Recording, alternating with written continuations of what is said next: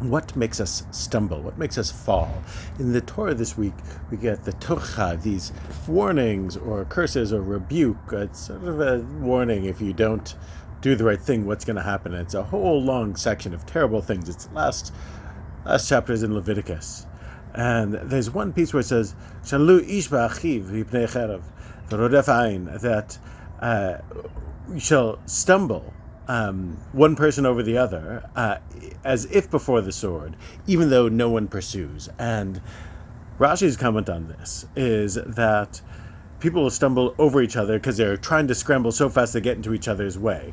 And he says the Midrash adds they'll stumble because of each other, that people who are on the same side will stumble because of the other's mistakes. And again, even though there's nothing in fact that they should be running from.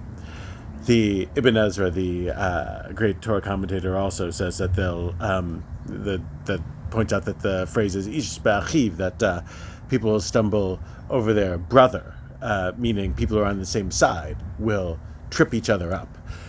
This is relevant because I feel like remains something that's true as Jews, as Americans. Sometimes we end up tripping over each other, even though everyone's different. Of course, we all have differences, and many are significant, but we're all supposed to be, on some level, on the same side, and recognize that we can build a better world when we find ways to live with each other. This is true even beyond national or ethnic, certainly religious borders. One of the curses is that people who are on the same side of things will trip over each other. Maybe because we're making small mistakes, maybe because all we see is our own interests and not what others are doing.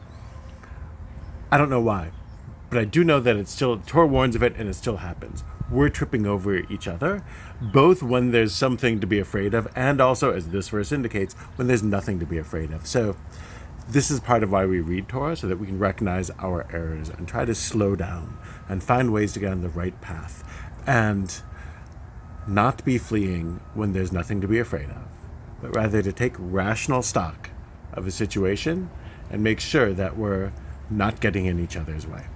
Shabbat Shalom.